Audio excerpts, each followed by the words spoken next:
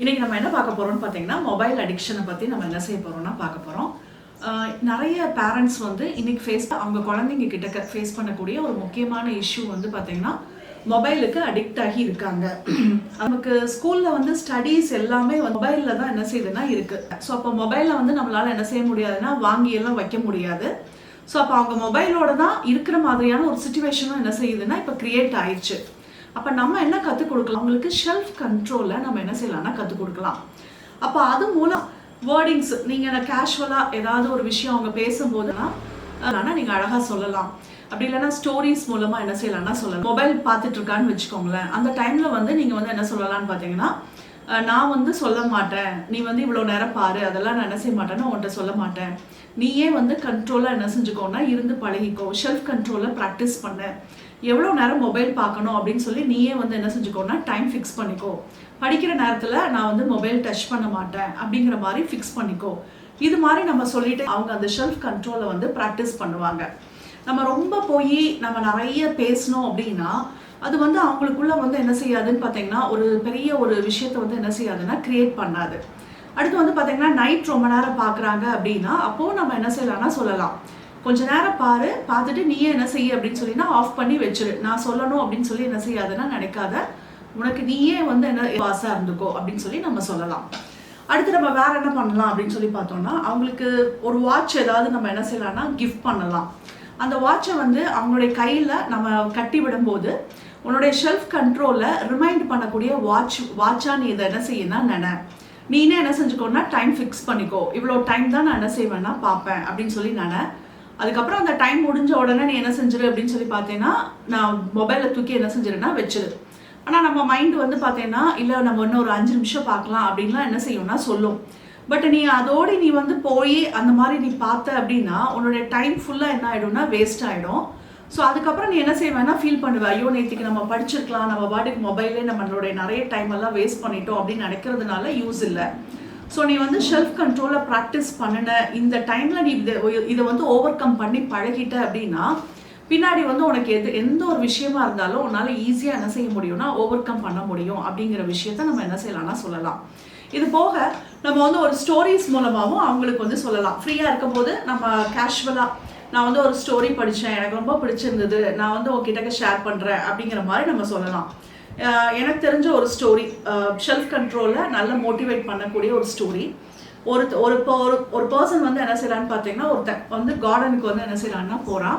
போகும்போது வந்து பார்த்தீங்கன்னா அந்த கார்டனில் ரொம்ப ஒரு அழகான ஒரு பெண்ணை வந்து என்ன செய்யலான்னா பார்க்குறான். பார்த்த உடனே இவனுக்கு அந்த பெண்ணை ரொம்ப பிடிச்சிருது. அந்த பெண் கிட்டக்கே போய் சொல்கிறான், நான் வந்து உன்னை கல்யாணம் பண்ணிக்கலான்னு சொல்லி ஆசைப்படுறேன் அப்படிங்கிறான்.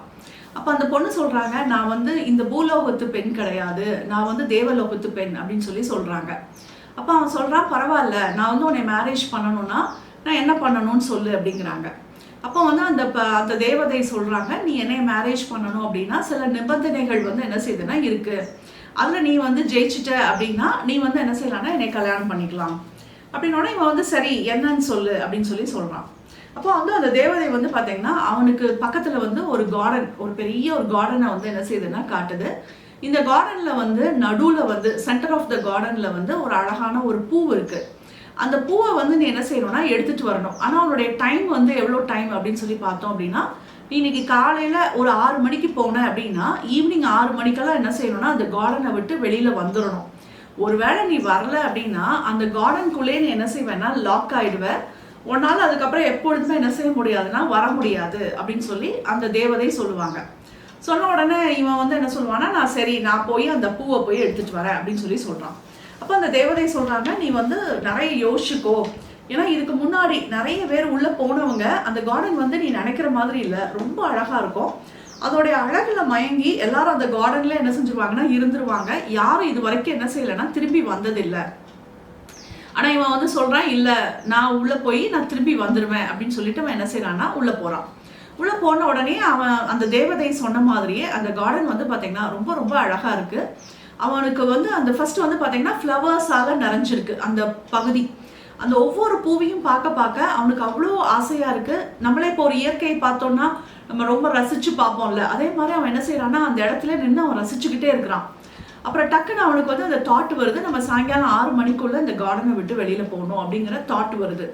வந்த உடனே என்ன செய்யறான்னு பார்த்தீங்கன்னா வேகமாக அந்த இடத்த வந்து அவன் கடக்கிறான்.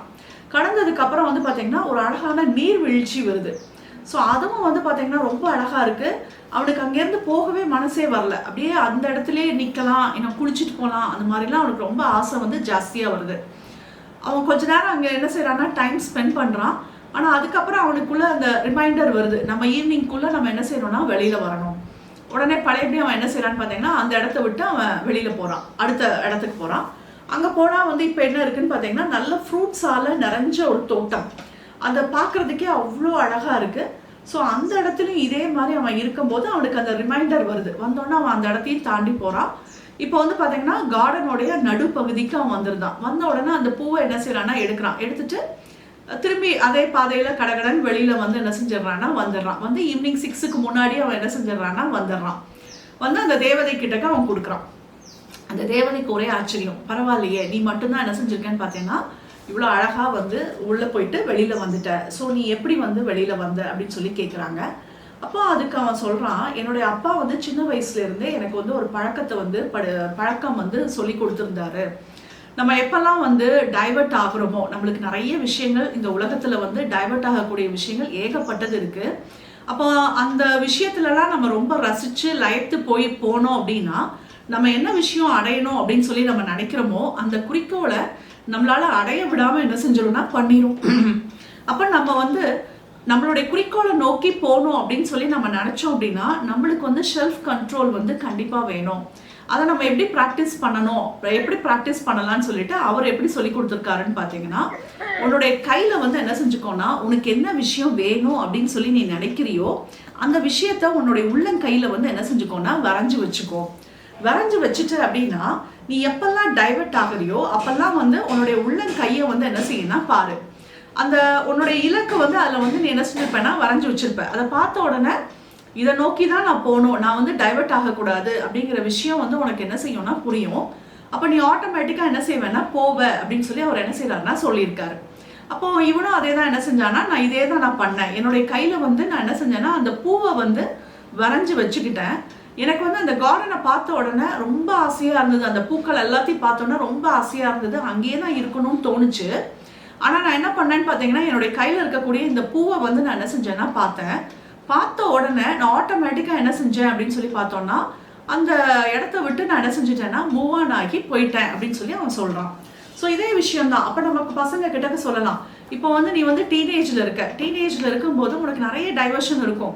உனக்கு அதெல்லாம் பார்க்கும்போது உனக்கு சந்தோஷமாக தான் இருக்கும். கொஞ்ச நேரம் அந்த ஃப்ரெண்ட்ஸோடு இருக்கலாம், கொஞ்ச நேரம் நம்ம பழக்கலாம், கொஞ்ச நேரத்தில் என்ன ஆக போகுது, இதெல்லாம் நம்மளுக்கு வந்து டைவர்ஷன் இருக்கும்.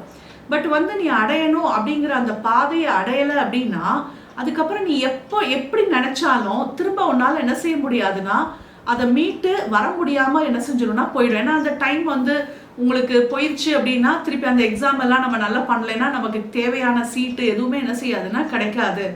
அப்படிங்கிற விஷயத்த நம்ம என்ன செய்யலாம்னா சொல்லலாம். லைஃப்ல இதை தாண்டியும் அடுத்தடுத்து வந்து பார்த்தீங்கன்னா டைவர்ஷனுக்கு உண்டான நிறைய விஷயங்கள் நம்ம லைஃப்ல இருந்துகிட்டே தான் இருக்கும். ஸோ எத்தனை நாளைக்கு நான் வந்து உன்கிட்டக்கே இருந்து நீ இப்படி பண்ணாத அப்படி பண்ணாதன்னு எத்தனை நாள் நான் உன்கிட்டக்கு இருந்து கைட் பண்ண முடியும்?